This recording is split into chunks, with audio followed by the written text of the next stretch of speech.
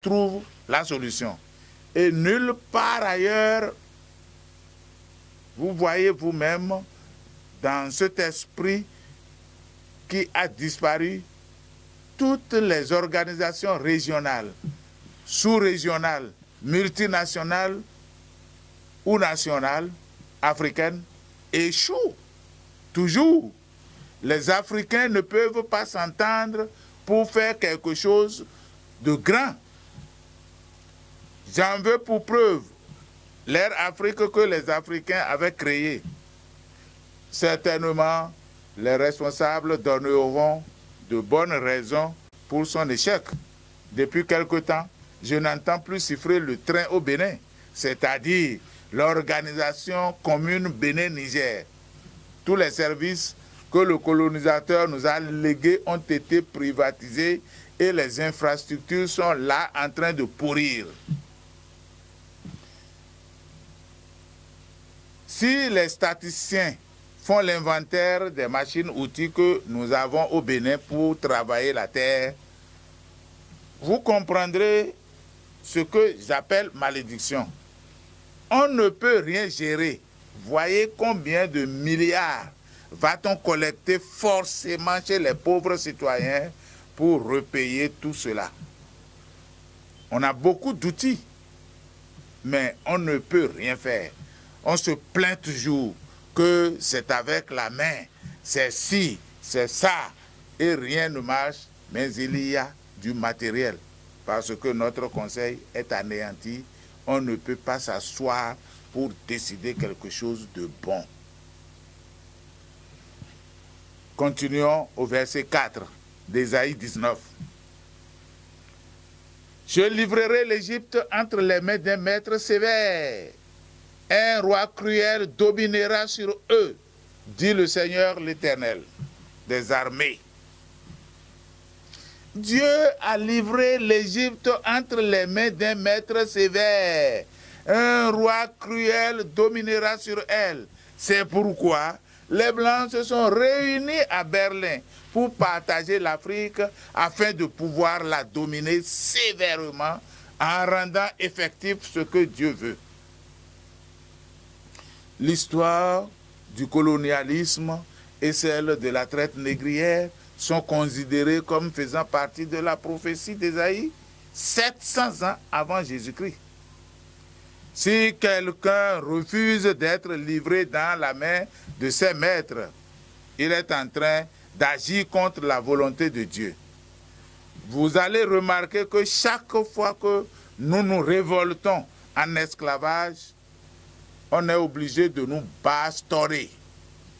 Chaque fois que nos aînés disent que les Blancs sont en train de nous léser, que le colonialisme est en train de faire mal et qu'ils prennent des dispositions pour y remédier, on les tue. Vous allez voir, beaucoup de chefs d'État africains sont morts comme ça. Donc, cette parole que Dieu a dite ici a généré beaucoup de choses. Et c'est là vraiment tous les maux qui minent l'Afrique. Nous allons voir Ésaïe 43. Qu'est-ce que Dieu a dit au verset 3 et 4 pour ne pas être trop long. Car je suis l'Éternel ton Dieu, le Saint d'Israël ton sauveur. Je donne l'Égypte pour ta rançon, l'Éthiopie et Saba à ta place. Parce que tu as du prix à mes yeux, parce que tu es honoré et que je t'aime, je donne des hommes à ta place et des peuples pour ta vie. Pourquoi Dieu a dit cela? Il a dit qu'il veut racheter Israël. Comment il veut racheter Israël? Il a donné l'Égypte, l'Éthiopie et Saba à sa place. Et continue de dire, parce que tu as du prix à mes yeux, parce que tu es honoré et que je t'aime, je donne des hommes à ta place et des peuples pour ta vie. Quand j'ai lu ceci pour la première fois, je me suis demandé, mais comment serait la vie de ce peuple ne sachant pas que nous sommes les Égyptiens? C'est comme des villes virtuelles dont on a parlé dans la Bible ici. ou bien quelque chose qui n'existe plus. Jésus-Christ est venu payer notre rançon et nous avons vu qu'est-ce qu'il a souffert pour payer notre rançon. Je voyais comment ces peuples en rançon à la place d'Israël seraient en train de souffrir. C'est chemin faisant que j'ai compris que c'est nous, les Africains noirs d'Égypte, les anciens Égyptiens. Qu'est-ce qui est dit dans Ésaïe 45? Au verset 1. Ainsi parle l'Éternel à son oint, à Cyrus, qu'il tient par la main pour terrasser les nations devant lui et pour relâcher la ceinture des rois, pour lui ouvrir les portes afin qu'elles ne soient plus fermées. Je marcherai devant toi, j'aplanirai les chemins montueux, je romprai les portes d'airain et je briserai les verrous de fer. Pour faire quoi? Ainsi parle l'Éternel. Les gains, nous allons au verset 14, les gains de l'Égypte et les profits de l'Éthiopie et ceux des Sabéens à la taille élevée passeront chez toi et seront à toi. Ces peuples marcheront à ta suite. Ils passeront enchaînés. Ils se prosterneront devant toi et te diront en suppliant. C'est auprès de toi seulement que se trouve Dieu. Il n'y a point d'autre Dieu que lui. Frères et sœurs, est-ce une bénédiction? J'entends souvent les Africains dire que l'Afrique est un continent béni, l'Afrique est ceci, l'Afrique est cela. C'est une bénédiction de dire qu'on nous met en rançon à la place d'Israël. C'est auprès de toi seulement qu'il y a Dieu. Il n'y en a point d'autre ailleurs. Ceci s'accomplit car tout le monde aujourd'hui cherche le Dieu d'Israël. En Afrique ici, tout le monde cherche le Dieu d'Israël. Tout ce que tu fais ici et qui ne marche pas, la solution se trouve avec le Dieu d'Israël. Étant donné que c'est Dieu qui l'a dit, nous n'avons pas encore résolu ce problème avec lui. Donc, on ne peut pas changer les choses comme on veut. C'est pourquoi, depuis que nous sommes en train de prier, nous ne sommes pas sortis du sous-développement. Ainsi parle l'Éternel. Les gains de l'Égypte et les profits de l'Éthiopie et ceux des Sabéens à la taille élevée passeront chez toi et seront à toi. Alors, les Européens, 29, au verset 4, je lis.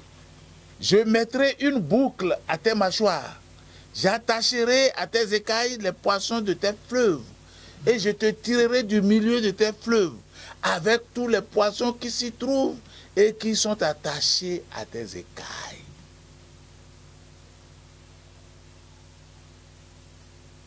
Verset 5. Je te jetterai dans le désert, toi et tous les poissons de tes fleuves. Tu tomberas sur la face des champs. Tu ne seras ni relevé ni ramassé. Aux bêtes de la terre et aux oiseaux du ciel, je te donnerai pour pâture. C'est Dieu qui parle à Pharaon comme ça. Hein? Au verset 6.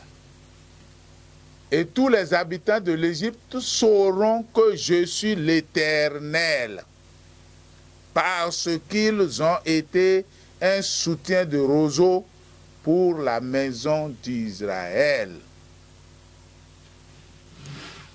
Je les appelle, moi, les plaies de l'Afrique. Ce n'est pas encore fini. Je continue. Verset 10. C'est pourquoi, voici, j'en veux à toi et à tes fleuves. Et je ferai du pays d'Égypte un désert et une solitude.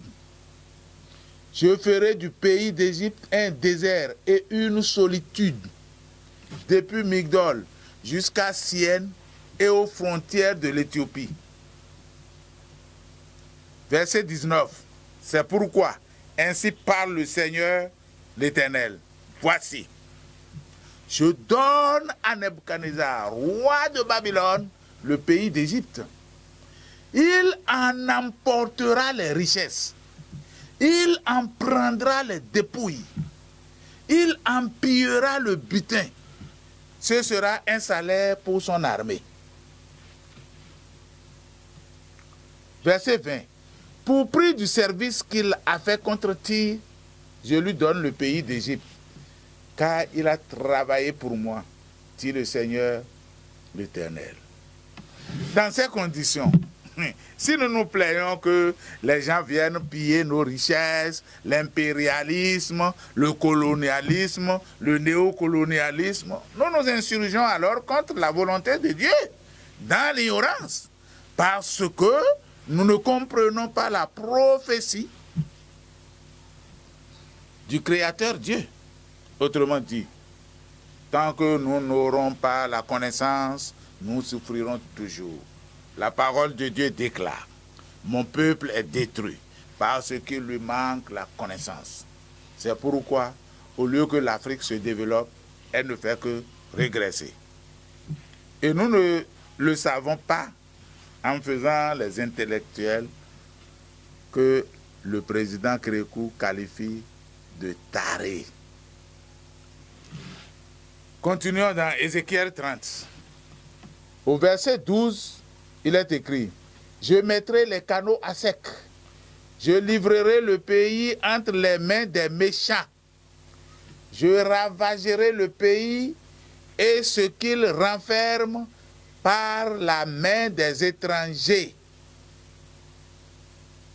Moi, l'Éternel, j'ai parlé. » Au verset 13, « Ainsi parle le Seigneur, l'Éternel. J'anéantirai les idoles et j'ôterai de Nomph les vains simulacres.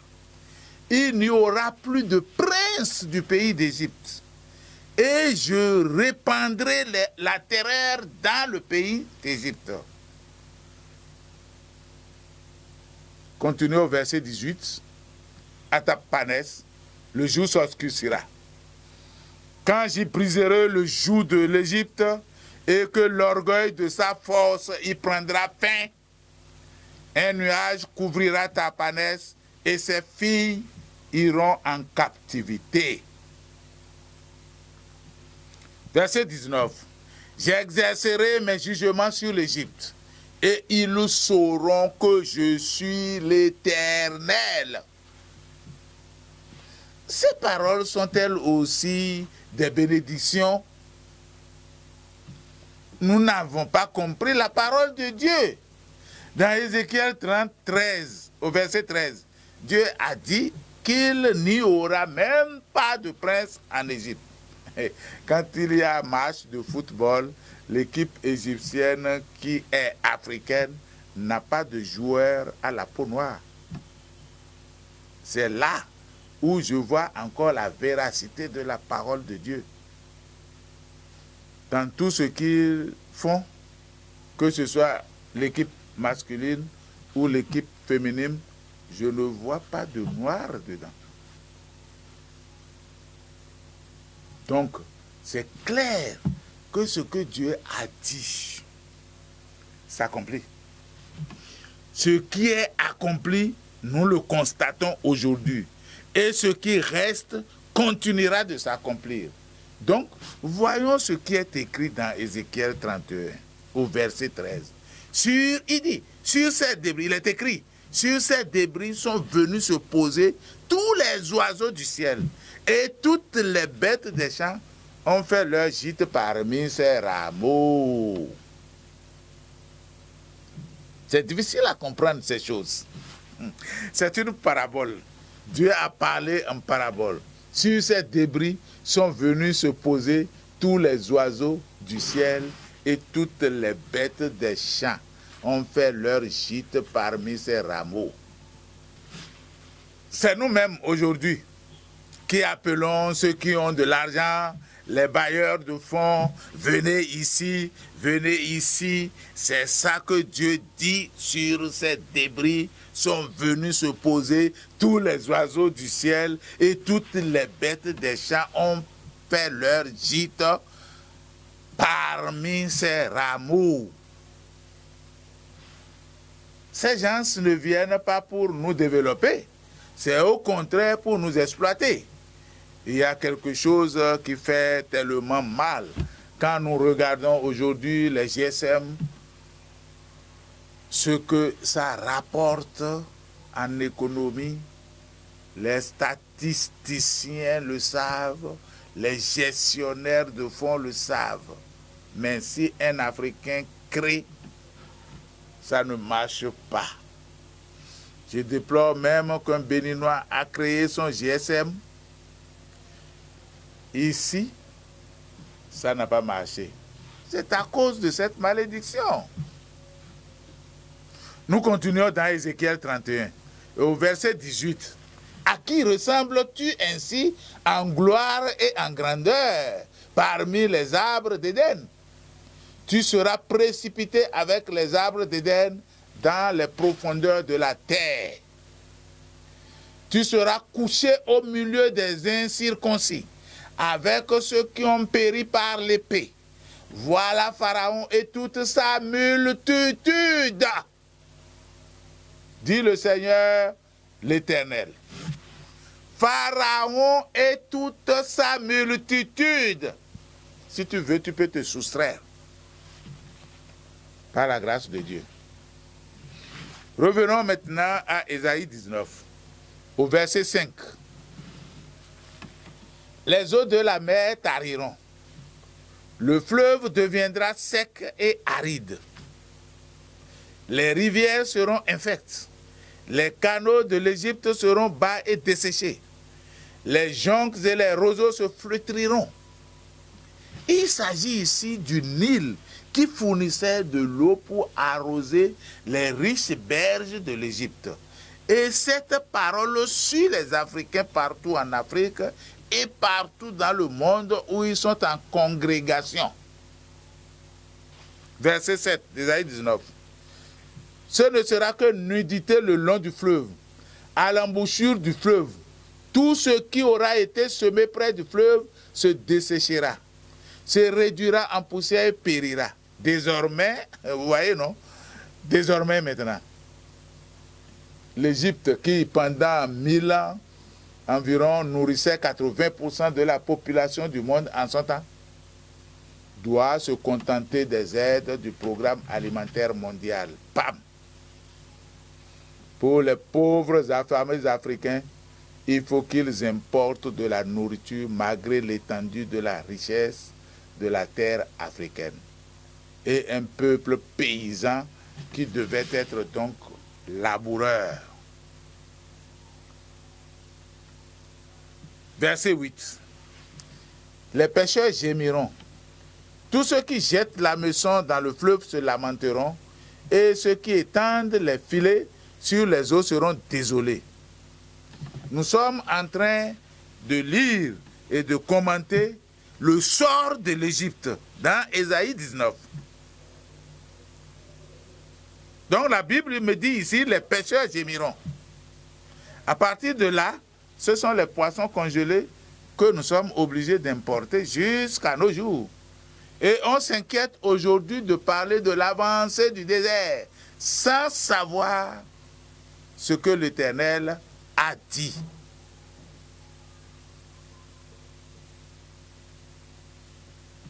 Oui, les scientifiques sont en train de travailler tous les jours et ils déplorent l'avancée du désert. Mais ils n'ont pas regardé ce que Dieu a dit dans la Bible. Verset 9. Ceux qui travaillent le lin payé et qui tissent des étoffes blanches seront confus. Tous les travailleurs seront toujours insatisfaits dans leurs revenus jusqu'aujourd'hui. Une autre version écrit que tous ceux qui gagnent un salaire ont l'âme attristée. On nous a appris à former des syndicats qui ne sont jamais satisfaits jusqu'à nos jours, mais ne veulent pas croire aussi à cette parole du Créateur. Dieu disait. C'est pourquoi nous constatons que les aides et les fonds envoyés par nos maîtres pour nous soutenir sont détournés ou mal gérés. Et pour finir, nous nous accusons. Mais ces accusations ne disent rien parce que les gens continuent toujours dans leur sale besogne. Il est souvent dit que le vrai joueur est l'homme de la touche. Lorsque nous ne sommes pas à un poste de responsabilité, nous sommes mieux placés pour critiquer et voir tout ce qui ne va pas au point de renverser notre frère pour prendre sa place et souvent le résultat est pire. Je suis en train de suivre tout ceci depuis 1960. J'ai eu la chance d'aller travailler avec les Chinois sur un périmètre rizicole de 500 hectares irrigués à Malanville, au bord du fleuve, de 1978 à 1980. Pour la petite expérience, j'ai été déçu, découragé au point où j'avais démissionné à voir la mauvaise gestion de ce projet.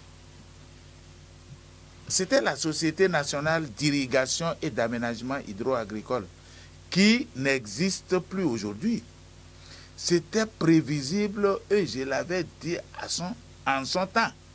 Mais je n'étais pas compris par mes chefs supérieurs et c'était l'objet principal de ma démission.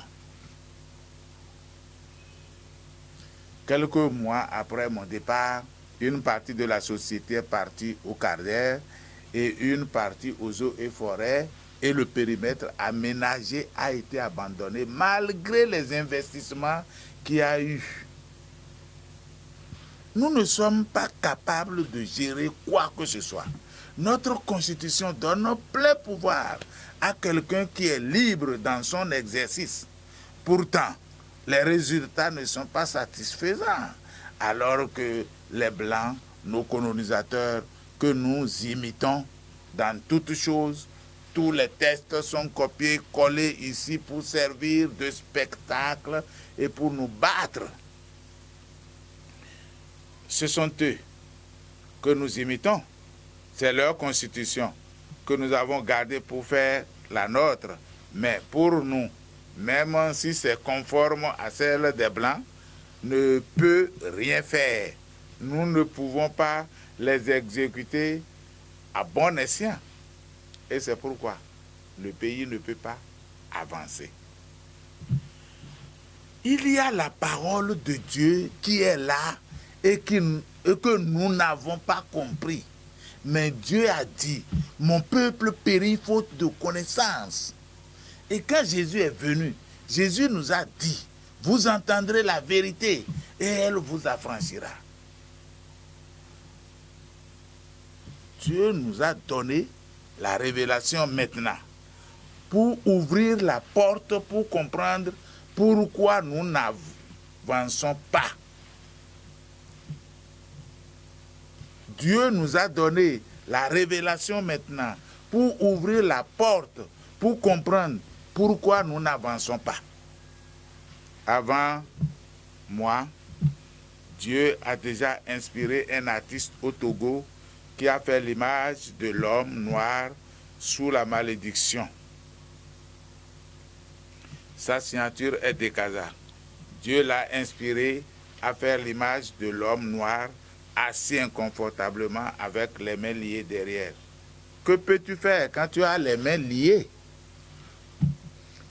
Donc, nous pouvons passer au verset 11 d'Ésaïe 19. Les princes de Soan ne sont que des insensés. Les sages conseillers de Pharaon forment un conseil stupide. Comment oser dire à Pharaon, je suis fils des sages, fils des anciens rois? Verset 12. Où sont-ils donc tes sages? Qu'ils te fassent des révélations et qu'on apprenne ce que l'Éternel des armées a résolu contre l'Égypte. Verset 13. Les princes de Soan sont fous. Les princes de Nob sont dans l'illusion. Les chefs des tribus égarent l'Égypte. C'est Dieu qui l'a dit. les chefs des tribus égarent l'Égypte.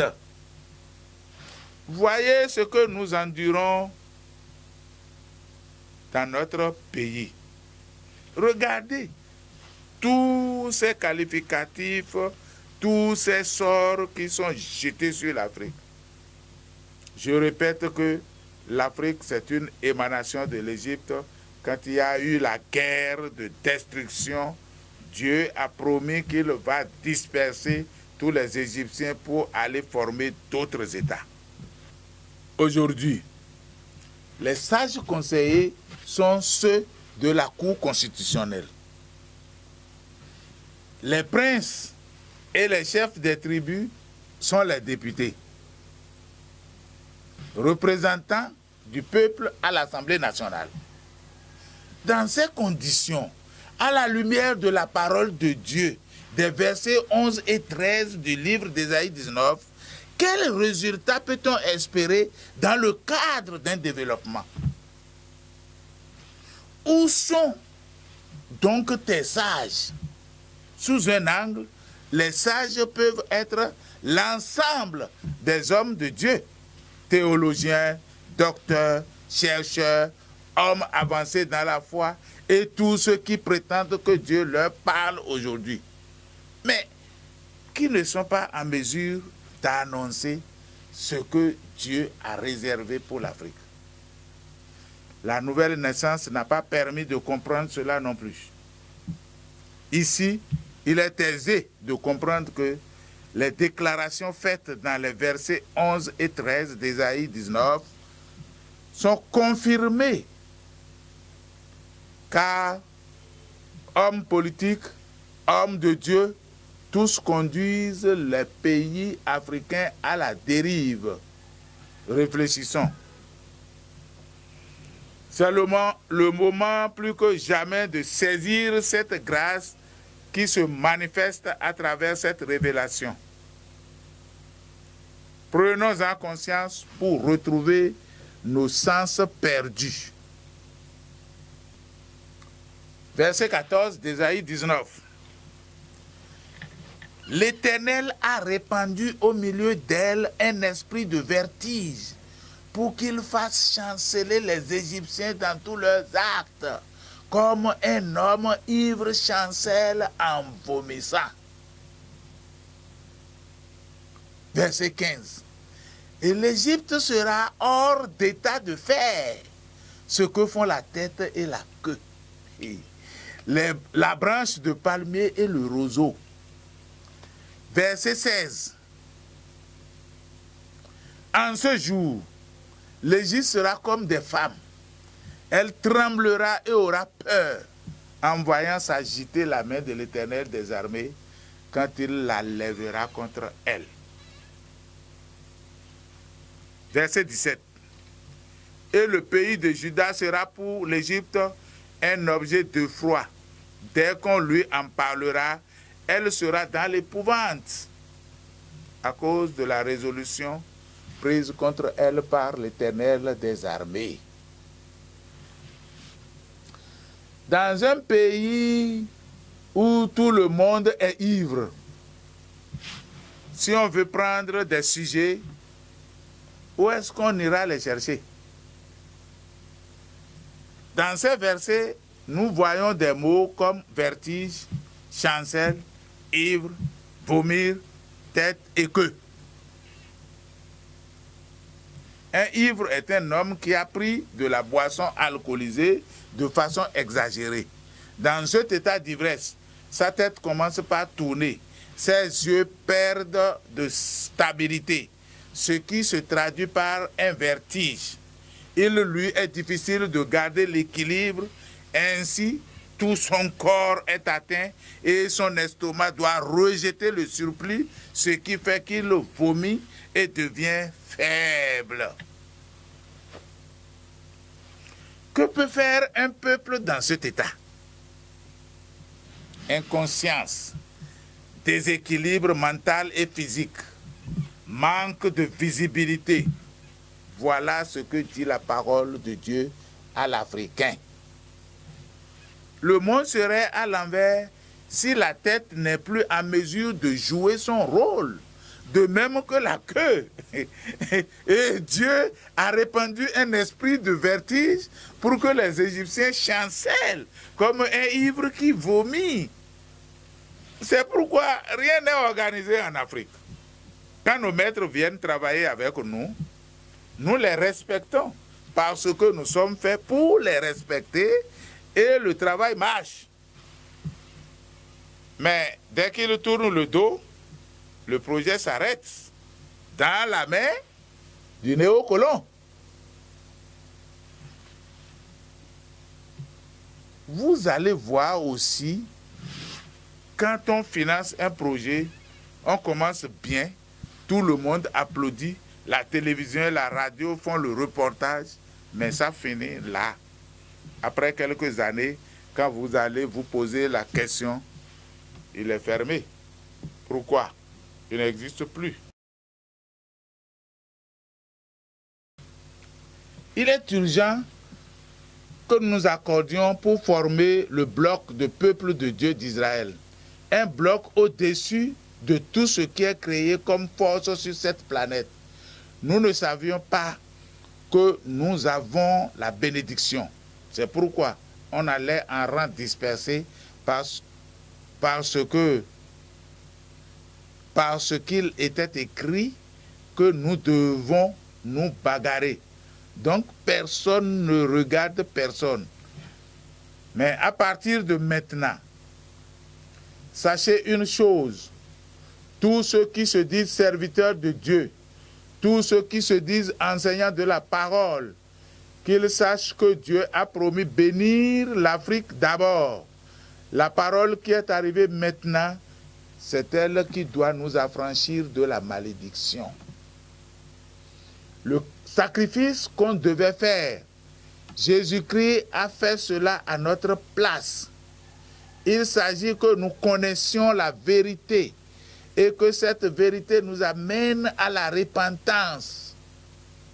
Et que cette repentance nous amène à mettre notre péché sous l'alliance du sang de Jésus-Christ pour que le pays soit guéri de toutes ses maladies.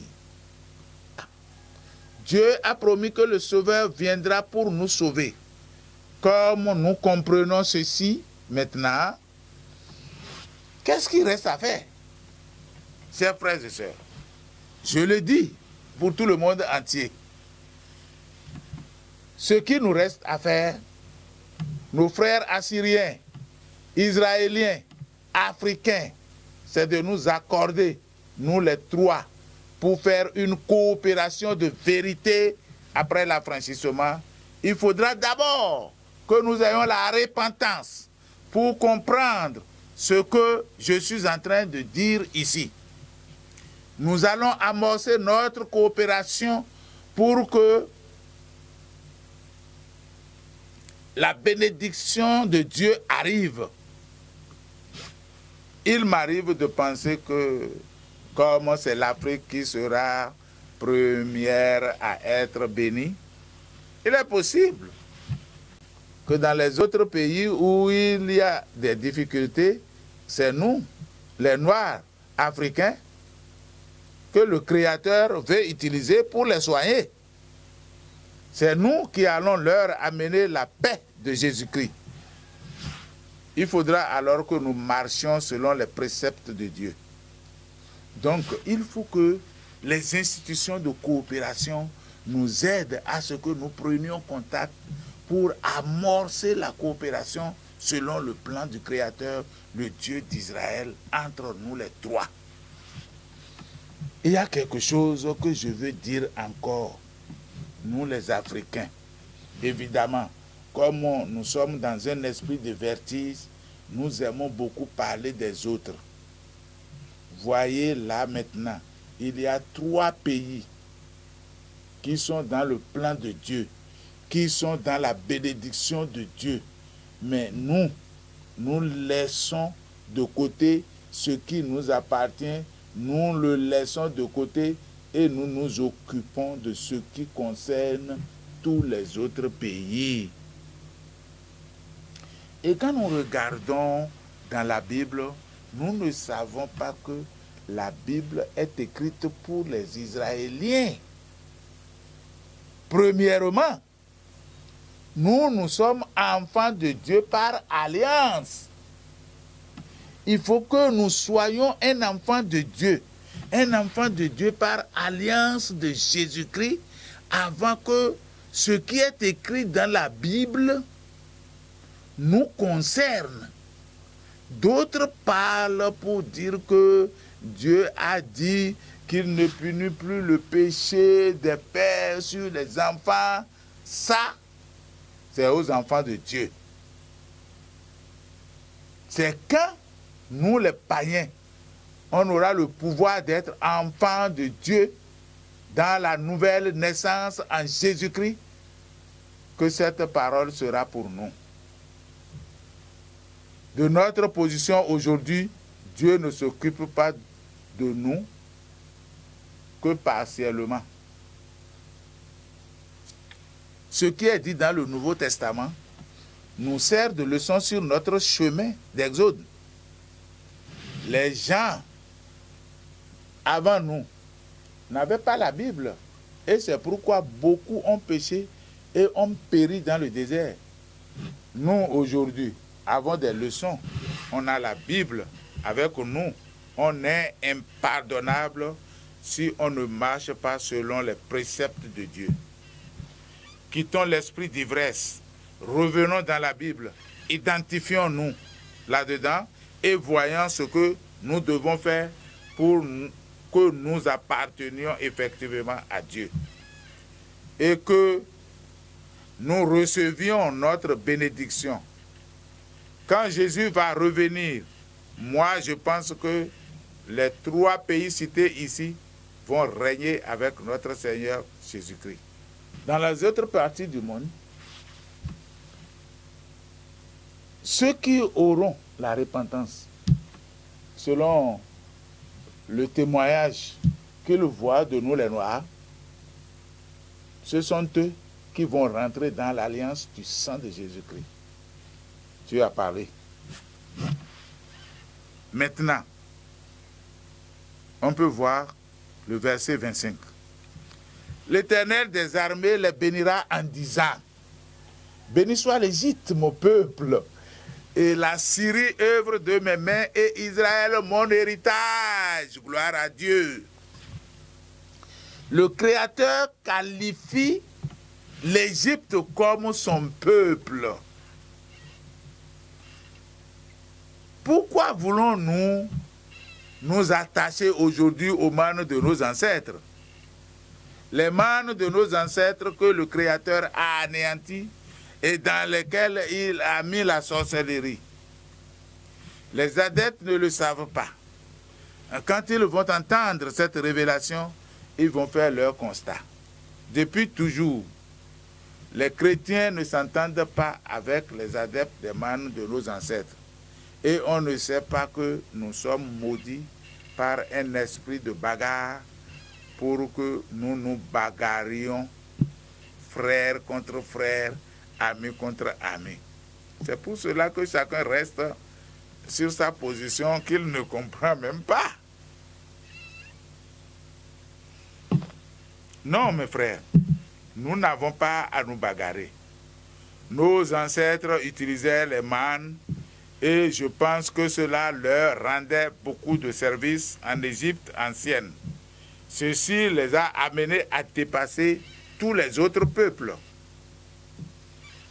À un certain moment, l'orgueil est rentré dans la vie de Pharaon et le Créateur l'a anéanti.